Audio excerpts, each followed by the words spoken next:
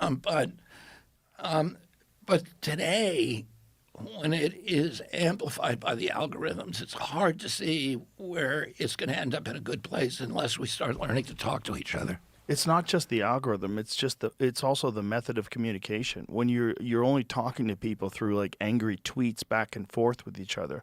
You were saying like sit down and talk to people. No one's doing that anymore. People are not talking that much anymore, and they're not sitting down and talking. And when you do, everyone's distracted. Everyone has their phones out. Everyone's checking text messages. We're going state by state, and we're asking them to do bell-to-bell legislation so that and 26 states have now already done it, so more than half the states, so that kids can't use cell phones in schools.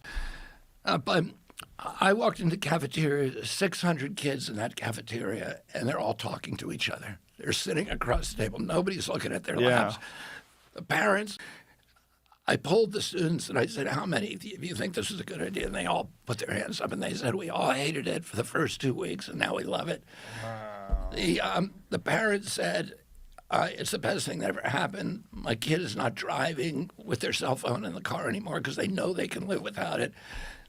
They're eating dinner with the family, and we're actually having conversations. And then the teachers in the schools love it because the disciplinary problems go down and the test scores go through the roof, because they're focusing right, of course. on works. It's just so stupid to not recognize the kids are distracted. Like, why does that have to be a right or a left issue? It's stupid. This is a United States issue. The best way to have a group of people that succeed in this world is make it as clear a path for them as possible. And as soon as you allow them to use their phone all day, it's too addictive.